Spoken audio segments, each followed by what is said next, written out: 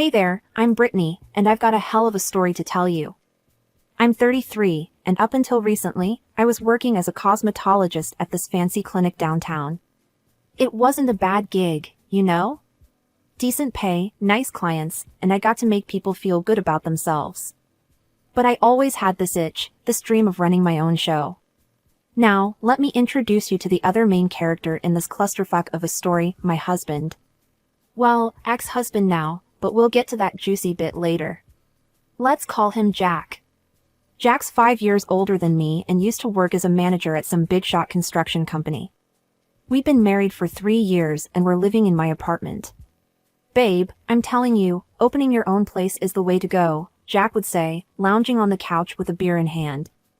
You be the boss, set your own hours. It's the dream, right? I'd nod, excitement bubbling up inside me.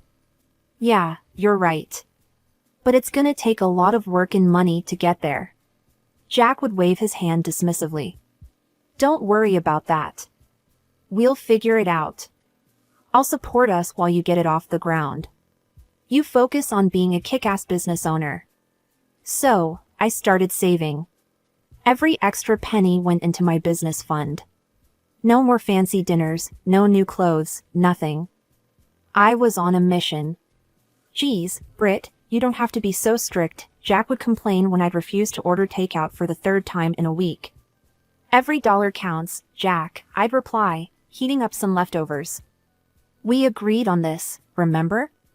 He'd grumble but eventually nod. Yeah. You're right. It'll be worth it in the end. Now, I should probably mention that Jack had been married before. He told me he'd left his apartment to his ex-wife after their divorce.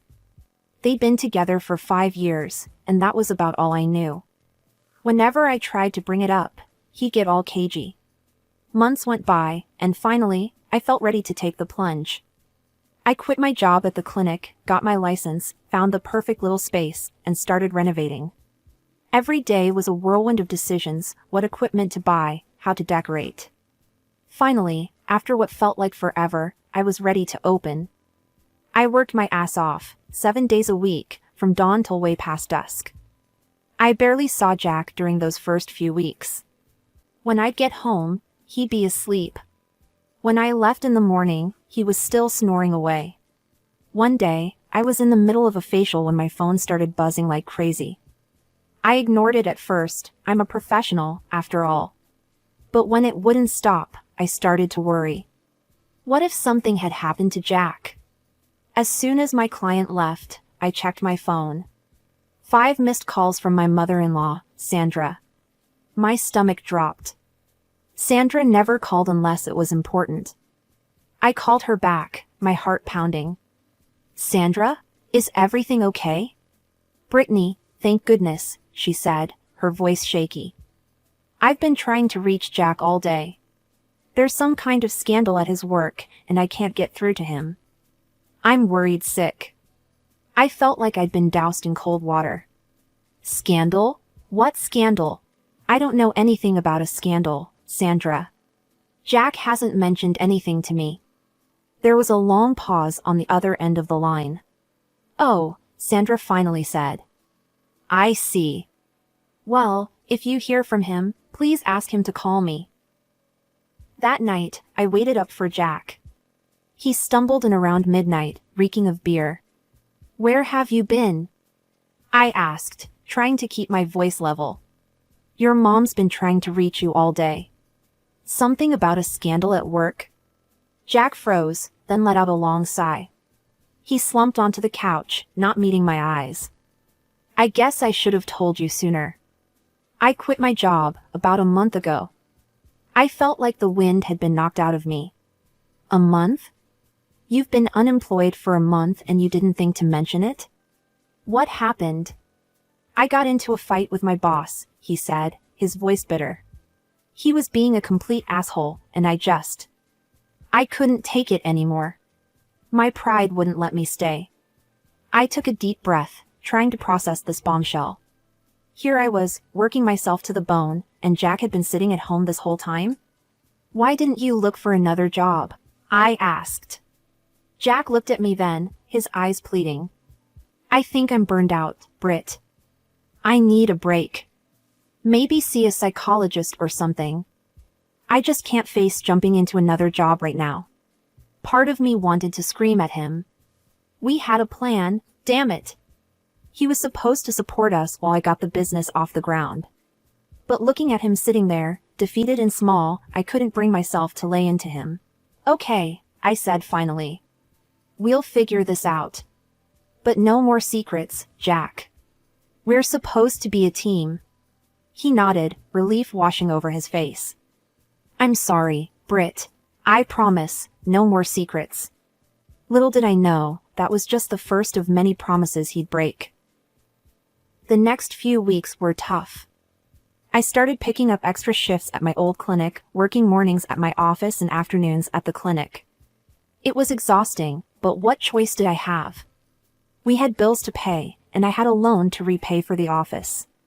Jack spent most of his time at home, supposedly looking for jobs online, but mostly playing video games. I tried to be supportive, reminding myself that mental health was important. But as the weeks turned into months, I started to wonder if he was really trying at all. Then, finally, a glimmer of hope. Jack came home one day, grinning from ear to ear. I got a job, he announced. I was so relieved I could have cried. We celebrated that night with a bottle of wine, toasting to new beginnings. For a moment, it felt like everything was going to be okay. Jack's new job lasted all of a month. One day, I came home from a particularly grueling shift to find him sprawled on the couch, beer in hand, staring blankly at the TV. You're home early, I said, a sinking feeling in my stomach.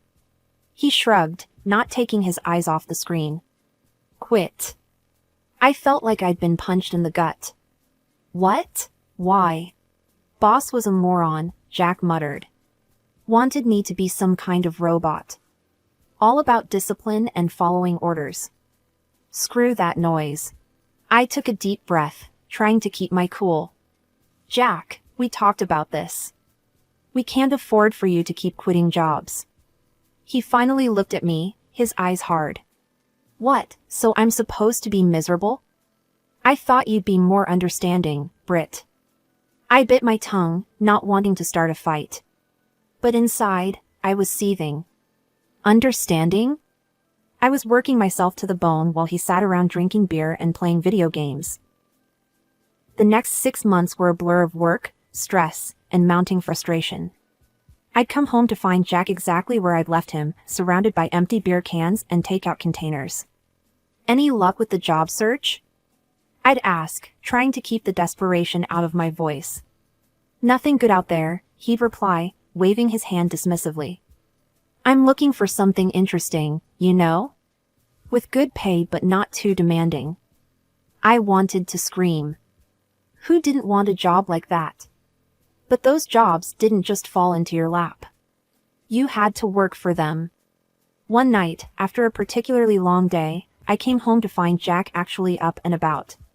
He had this weird, excited look in his eyes. Britt, I've been thinking, he said, pulling me down onto the couch next to him.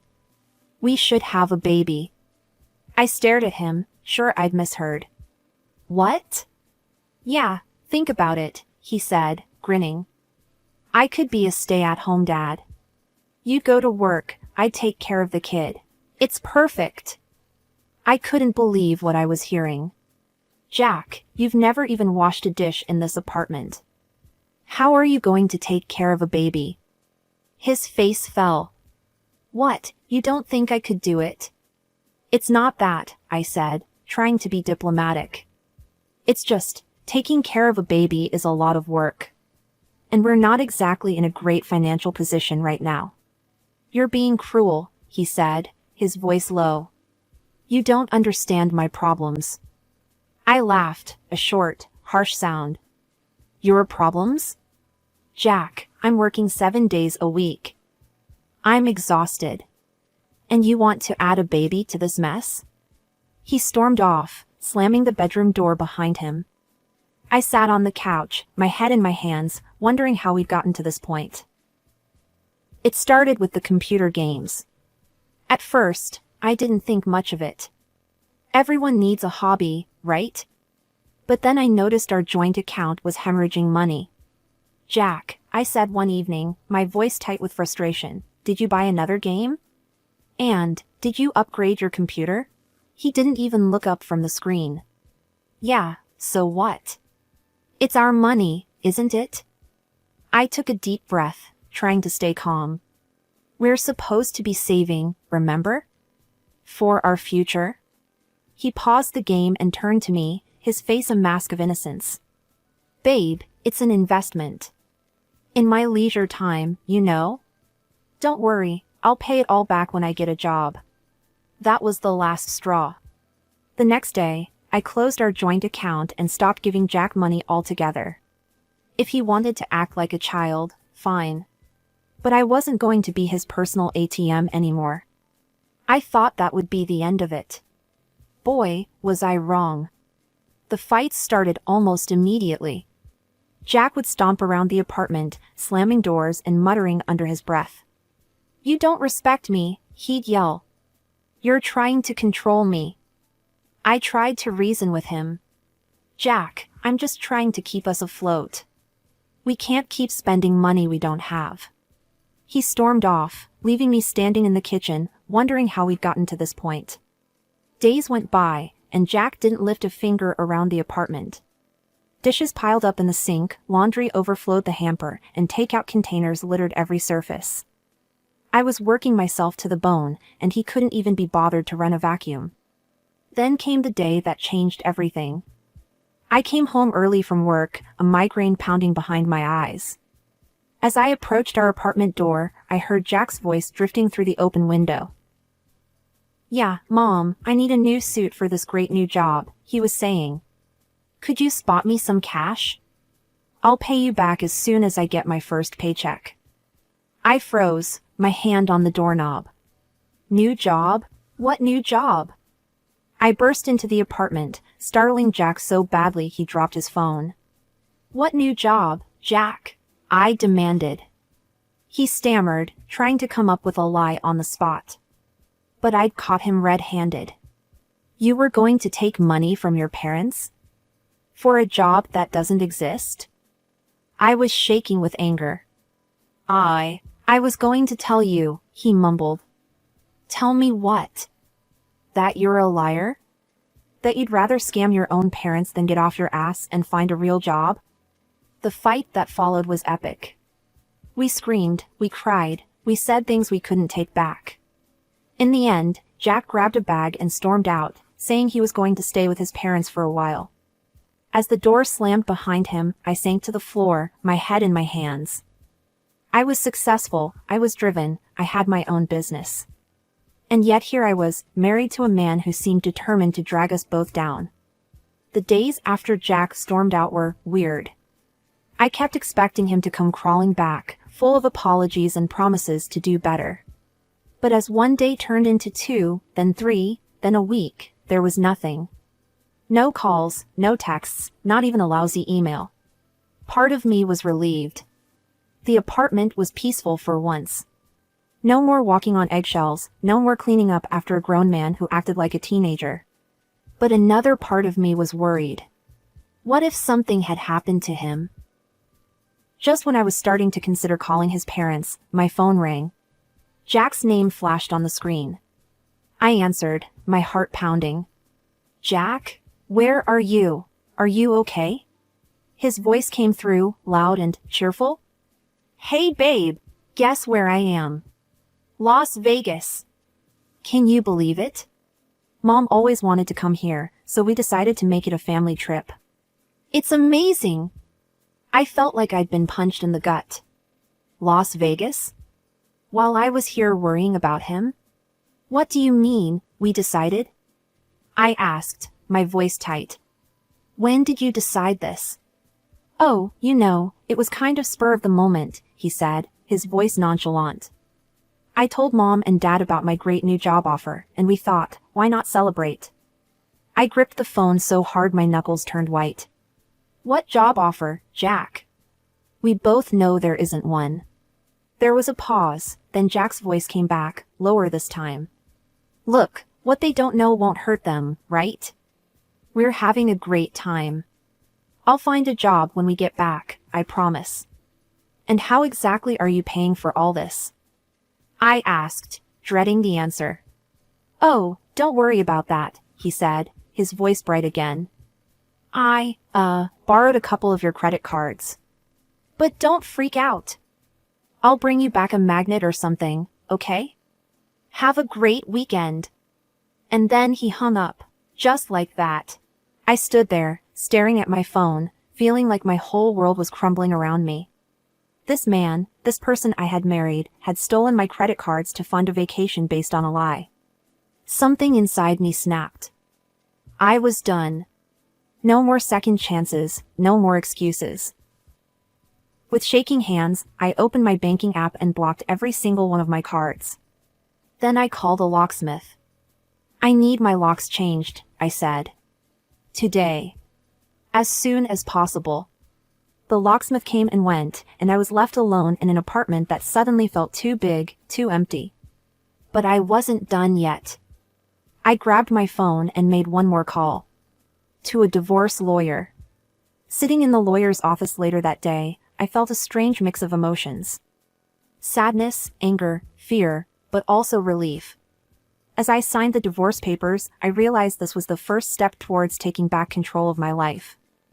I was just settling in for a quiet evening at home, the first in what felt like forever, when my phone started buzzing. Jack's name flashed on the screen. I took a deep breath and answered. Britt, thank God you picked up. Jack's voice was frantic. Something's wrong with the cards. They're not working. We can't pay for anything. I could hear the panic in his voice, but I felt oddly calm.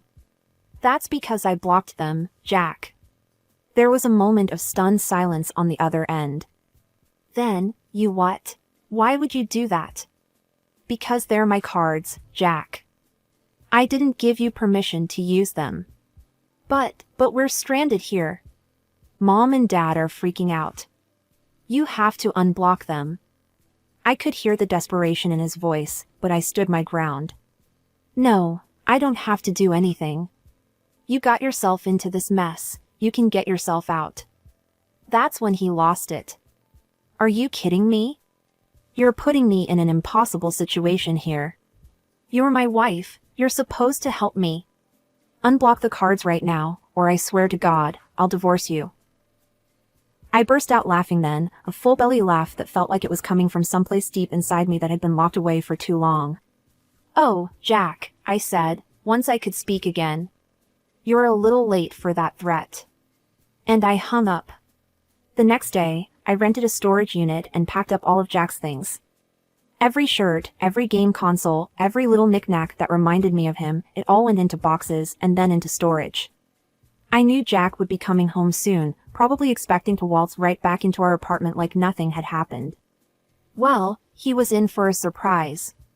Sure enough, a few days later, my phone rang again. Jack's voice was a mix of confusion and anger. Britt, what the hell? I can't get into the apartment. Did you change the locks? Yes, I did, I said calmly. Your things are in a storage unit. I'll text you the address and unit number. My things? What are you talking about? Let me in, Britt. This isn't funny. I took a deep breath. This was it. I'm not joking, Jack. I've filed for divorce. The papers should be arriving at your parents' house any day now. There was a long silence.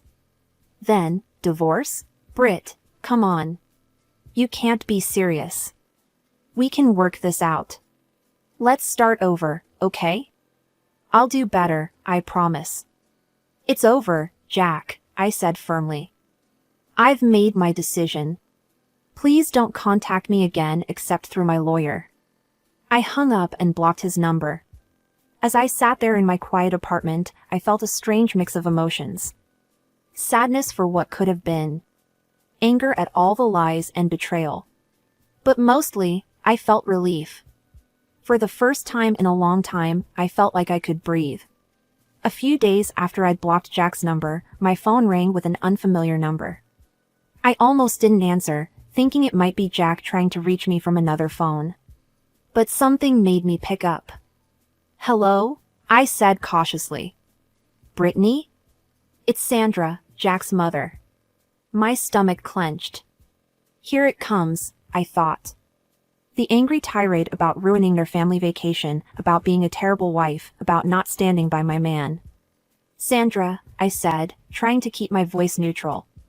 "I'm sorry about what happened in Las Vegas. But she cut me off. "No, Brittany. I'm the one who should be apologizing. I'm so disappointed in Jack. I thought he had changed." "What do you mean?" I asked, my curiosity piqued. There was a long sigh on the other end of the line. "Brittany, there's something you should know. Jack's first marriage, it didn't end because they grew apart, like he told you. His ex-wife left him because of his irresponsibility. His lying, his inability to hold down a job, his stealing. I felt like I'd been punched in the gut. He never told me." "I know," Sandra said softly. We hoped that living with you, seeing how hardworking and responsible you are, it would inspire him to change. To grow up." Her voice trailed off, and I could hear the pain in it. I felt a surge of sympathy for her. She'd been duped just as much as I had. "Sandra, I'm so sorry," I said. "I had no idea." "No, Brittany. I'm sorry," she said firmly. "I'm sorry we didn't tell you the whole truth from the beginning. I'm sorry we let you go through this. And I'm more sorry than I can say for what Jack has done to you." I felt tears welling up in my eyes. "Thank you," I whispered. "I want you to know," Sandra continued, "that when we found out the truth, how he'd been lying to you for months, how he stole your credit cards, how he'd been deceiving us about having a job, we kicked him out. He's not welcome in our home right now." I was speechless. I'd been so worried about facing judgment from Jack's family, and here they were, standing by me instead. "I don't blame you for divorcing him, Brittany," Sandra said. "You deserve so much better. I hope you don't think badly of all of us because of Jack's actions." "No, of course not," I said quickly. "Sandra, I never blamed you or your husband. You've always been kind to me." We talked for a while longer, Sandra filling me in on some of the details I'd missed. By the time we hung up, I felt like a weight had been lifted off my shoulders. I wasn't alone in this. I wasn't crazy for feeling betrayed and angry. In the weeks following my conversation with Sandra, life started to settle into a new rhythm. I threw myself into my work, finding solace in the familiar routines of my cosmetology office. Without Jack's constant drama and financial drain, I found myself with more energy, more focus, and, surprisingly, more money. But Jack wasn't going to let go without a fight. One evening, as I was locking up the office, I spotted a familiar figure leaning against my car. My heart sank. "Britt," Jack called out as I approached. "Can we talk, please? I've changed, I swear. I'm looking for a job, a real one this time. I'll pay you back every cent. Just give me another chance." For a split second, I felt a twinge of something. Nostalgia? Pity? But then I remembered all the lies, all the broken promises, all the stress and pain he'd put me through. "No," I said firmly. "I'm done giving you chances, Jack. Please leave." I brushed past him and got into my car, my hands shaking as I started the engine. As I drove away, I saw him in my rearview mirror, standing there looking lost. But I didn't turn back. That was the last time I saw Jack in person. He tried calling a few more times, from different numbers, but I blocked them all. Eventually, the divorce was finalized without any further drama. And you know what? Life got better. A lot better. Without the constant stress of Jack's unemployment and spending, my own finances improved dramatically. I was able to pour all my energy into my cosmetology office, and it showed. My client list grew, word of mouth spread, and soon I was busier than I'd ever been. I made the decision to leave my part-time job at the clinic and focus solely on my own business. It was scary at first, but it turned out to be the best decision I could have made. With the extra time and energy, I was able to really focus on marketing and expanding my services. I hired 2 more cosmetologists to help with the increased workload, and suddenly, I wasn't just a cosmetologist, I was a boss. The loan I'd taken out to start the business paid off ahead of schedule. The constant worry about making ends meet? Gone. For the first time in years, I felt financially secure. But it wasn't just about the money. I started allowing myself little luxuries, weekend trips, nice dinners out, those shoes I'd been eyeing for months. Things I'd always denied myself before, thinking we needed to save every penny for some nebulous future that never seemed to arrive. Now, as I sit in my expanded office, looking at the plans for our new treatment room, I can't help but marvel at how much has changed. I'm not just surviving anymore, I'm thriving. And I did it all on my own.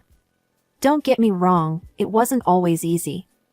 There were nights when I missed having someone to come home to, someone to share my successes with. But those moments became fewer and farther between as I built a life I truly loved. Looking back, I realized that ending my marriage to Jack wasn't the end of my story, it was the beginning. It was the moment I chose myself, my dreams, my future. And you know what? I'd make that choice again in a heartbeat.